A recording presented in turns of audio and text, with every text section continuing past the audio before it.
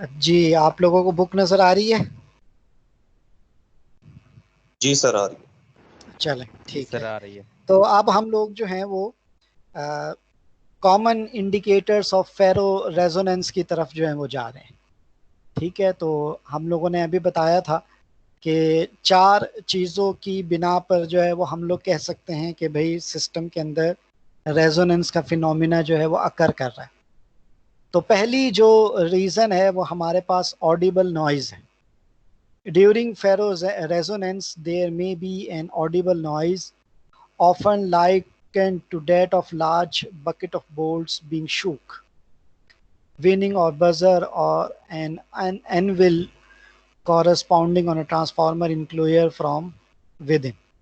तो वो ये कहता है कि भाई किस किस्म की आवाज़ आएगी कि अगर आप बहुत सारे जो हैं वो पेज और नट एंड बोल्ट्स जो हैं वो एक डब्बे के अंदर आप बंद कर दें और फिर उसको आप शुक करें, हिलाएं, तो फिर आपको जो है वो फिर एक जो साउंड सुनाई देगी, उसी तरह की साउंड जो है वो रेजोनेंस फेरो रेजोनेंस फिनोमिना के अंदर भी अकर हो रही होती है। The noise is caused by the magnetostriction of the steel core being driven into saturation. तो ये नॉइस बेसिकली पैदा किस बिना पे हो रही होती है? Due to magnetostriction of the steel core, क्योंकि सैचुरेशन में तो वो चला गया है। तो जब सैचुरेशन में चला गया है तो ये वाला फिनोमिना जो है ये इस नॉइस को पैदा कर रहा है। While difficult to describe in words, this noise is distinctively different and louder than the normal hum of a transformer.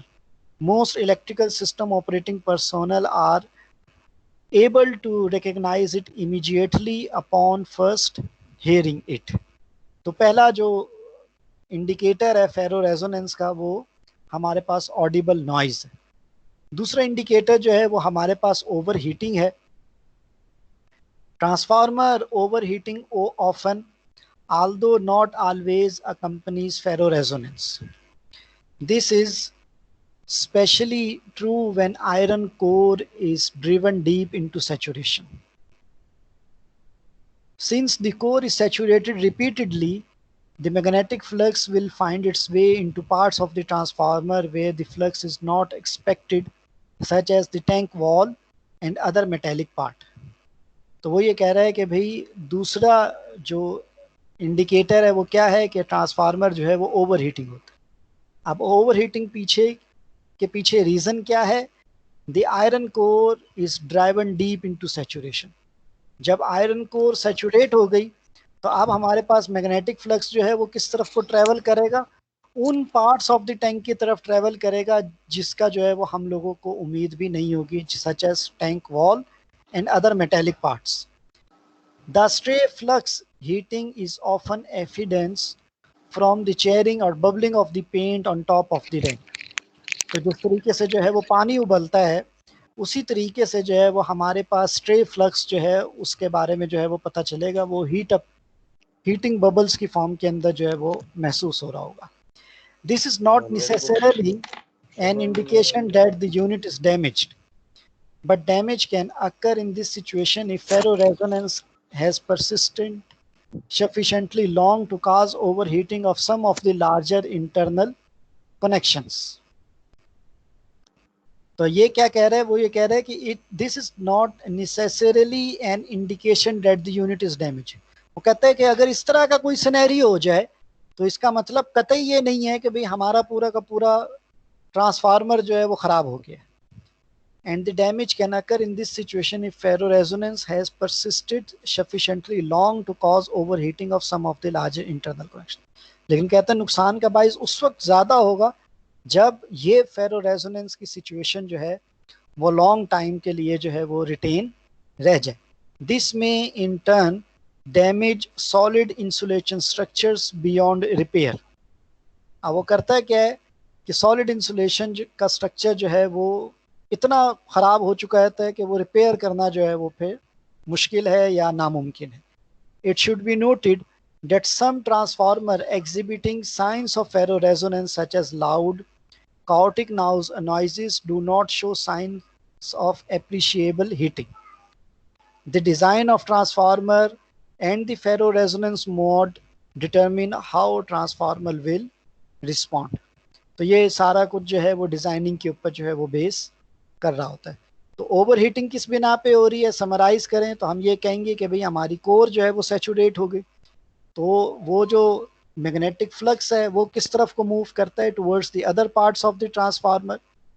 वहां पे मैग्नेटिक फ्लक्स पैदा हो जाती है। उसके नतीजे में वॉइस कैसा पैदा होती है, जैसे जो है वो आप पेंट को या किसी और चीज को जो है वो उबाल रहे हो तो बबलिंग सुनाई देती है, उस तरह की आवाज जो है वो हमें ट्रांसफार्मर में से सुनाई देती है। अगर जो है ये for a small duration of time के लिए हो रहा हो तो फिर ज़्यादा इशू नहीं है। लेकिन अगर जो है वो ड्यूरेशन जो है वो ज़्यादा हो जाए तो मेजर इंटरनल कनेक्शंस के अंदर फॉल्ट अकर हो जाता है, इंसुलेशन स्ट्रक्चर डैमेज हो जाते हैं, जिसके रिपेयरिंग जो है वो हमारे लिए बहुत ज़्यादा मुश्किल है। दूसरा वो ये कहता है कि जब भी कभी फेरो रेजोनेंस की कंडीशन अकर होती है तो इस फिनोमेना के साथ साथ लाउड नॉइज़ जो है वो कॉर्टिक नॉइज़ जो है वो भी सुनाई दे रही होती हैं, जिससे हम लोग जो हैं वो पता लगा लेते हैं कि भाई ओवर हीटिंग फिनोमिना जो है वो भी अब अकर हो रहा है। किसके साथ, ऑडिबल नॉइजेस के साथ, यानी कि फेरो रेजोनेंस जो है वो ट्रांसफार्मर के ऊपर जो है वो कंटिन्यूसली डेवलप हो रही है।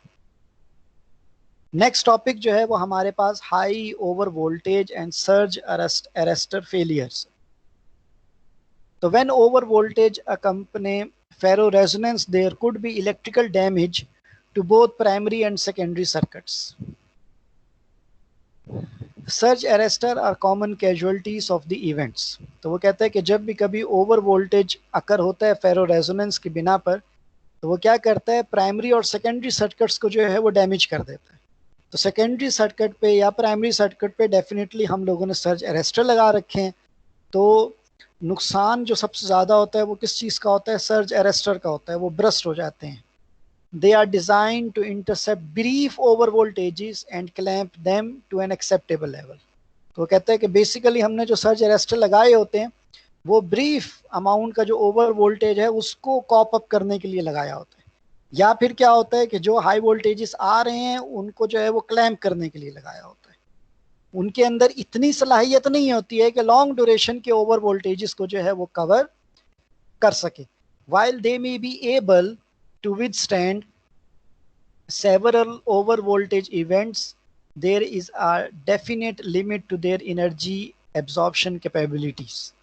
Low voltage arresters in end user facilities are more susceptible than utility arresters, and their failure is sometimes the only indication that ferro resonance has occurred. तो इनका फेलियर जो है ये भी एक इंडिकेशन है कि फेरो रेजोनेंस जो है वो सिस्टम में अकर कर रही है। तो लास्ट रीजन जो है वो हमारे पास जो है वो फ्लिकर की है। During ferro resonance the voltage magnitude may fluctuate widely. तो रेजोनेंस में क्या हो रहा है, वोल्टेज मैग्नीट्यूड जो है वो बहुत ज़्यादा फ्लक्चुएट कर रहा है। End user at the secondary circuit में actually see their light bulb flicker.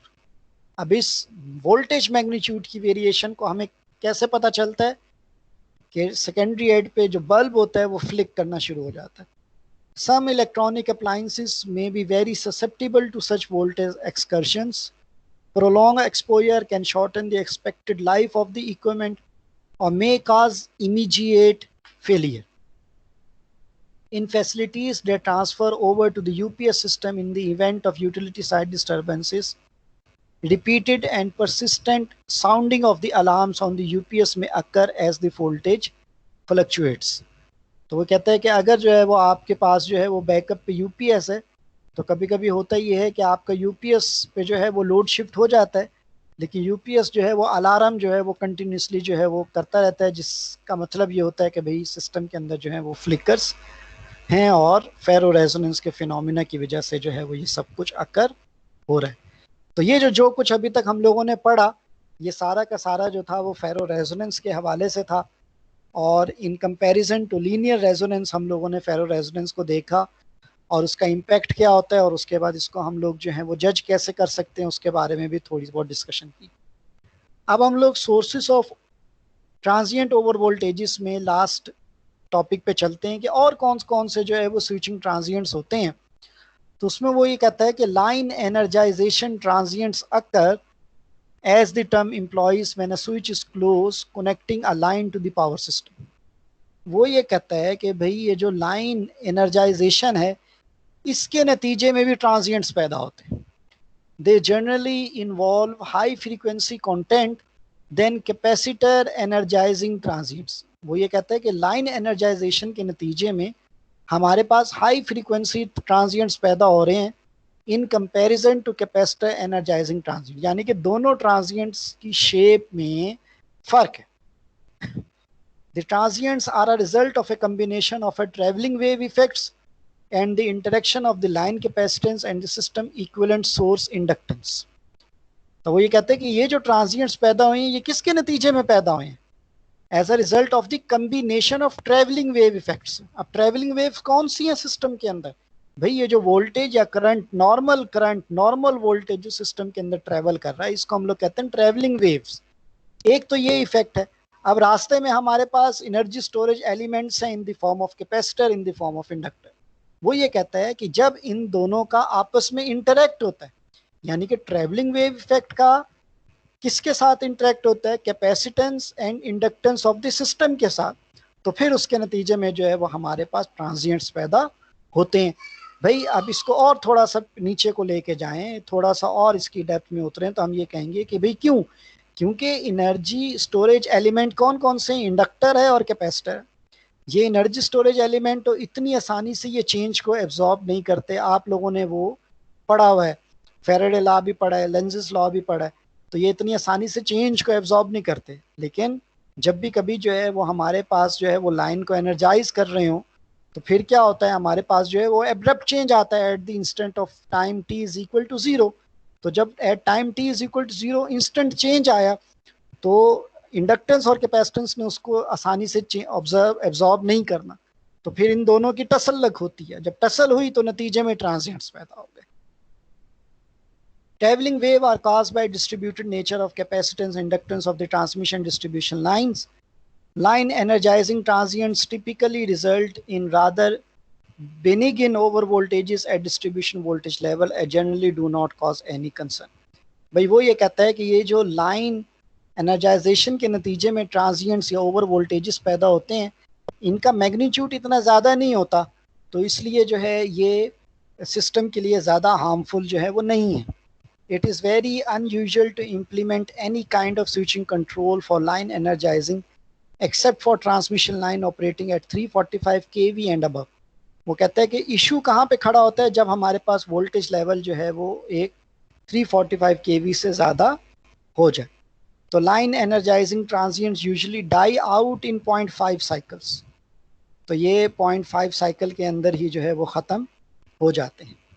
The energization transients on distribution feeder circuit consist of a combination of line energizing transients।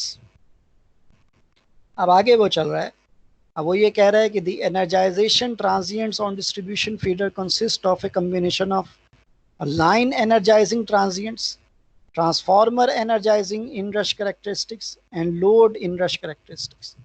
वो कहते हैं कि डिस्ट्रीब्यूशन फीडर के ऊपर जो हमारे पास ट्रांजिएंट्स पैदा हो रहे हैं वो किन तीन बना पे पैदा हो रहे हैं? लाइन एनर्जाइजिंग की बिना पे पैदा हो रहे हैं, ट्रांसफार्मर एनर्जाइजिंग इनरश कैरेक्टरिस्टिक्स की बिना पे पैदा हो रहे हैं, और लोड इनरश कैरेक्टरिस्टिक्स की बिना पे पैदा हो रहे हैं। तो वो ये कह रहे हैं कि figure 4.15 show a typical case in which the monitor was located on the line side of the switch. तो ये फिगर 4.15 आप लोग देख लें। एक फिगर जो है वो हमारे पास वोल्टेज वेव फॉर्म को रिप्रेजेंट कर रही है, और एक फिगर जो है वो हमारे पास करंट के वेव फॉर्म को जो है वो शो कर रही है। करंट की वेव फॉर्म के अंदर हमारे पास इस केस में आके इस जगह के ऊपर जो है वो हमारे पास वेव फॉर्म जो है वो थोड़ी सी यूनिफॉर्म हो रही है, वोल्टेज के केस के अंदर जो है वो शुरू से। लेकिन अगर आप इनिशियल केसेस को देखें तो यहाँ पे हमारे पास जो है वो कुछ अमाउंट के अंदर जो है वो डिस्टॉर्टेड वेव फॉर्म जो है वो नज़र आ रही है। वो ये कहता है कि the initial transient frequency is about 1 kilohertz and appears as a small amount of hash on the front of the wave form. तो ये कहता है कि इनिशियल ट्रांजिएंट्स जो है वो चूँकि अबव 1 किलोहर्ट्ज होता है, तो ये हमें किस फॉर्म में अपेयर होता है? As a small amount of hash.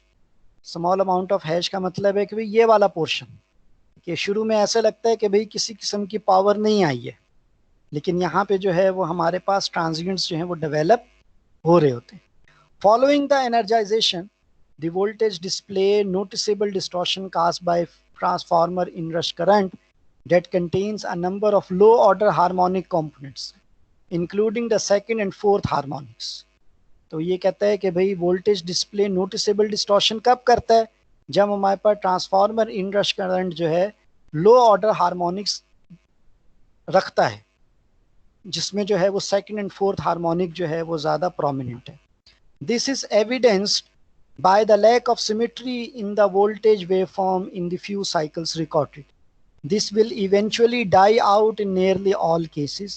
The first peak of the current waveform display the basic characteristic of magnetizing inrush, which is subsequently swamped by the load inrush current.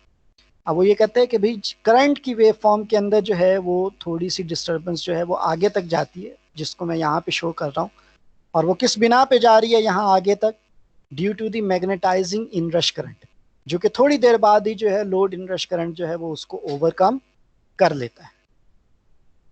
Line energising transients do not usually pose a problem for end user equipment. Equipment can be protected from high frequency components with inductive chokes and surge protective devices. तो ये कहता है कि line energising transient जो हैं उससे हमारे equipment को कोई प्रॉब्लम नहीं होता, क्योंकि उसके अंदर inductive chokes and surge protective devices जो हैं वो इंस्टॉल होती हैं।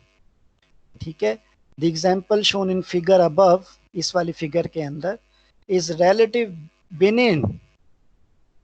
बेनिन, यानी कि इसका कोई ज़्यादा इफेक्ट जो है वो नहीं है, and should pose few problem.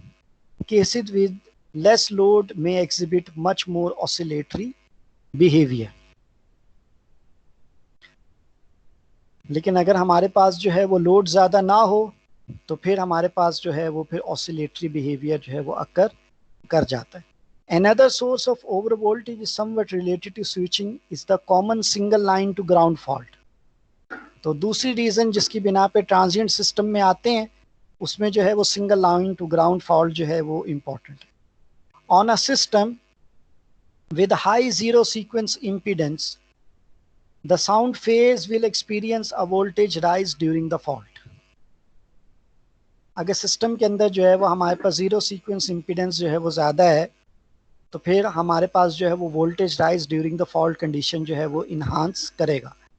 The typical voltage rise on effectively grounded 4 wire multi grounded neutral system is generally no more than 15 to 20%।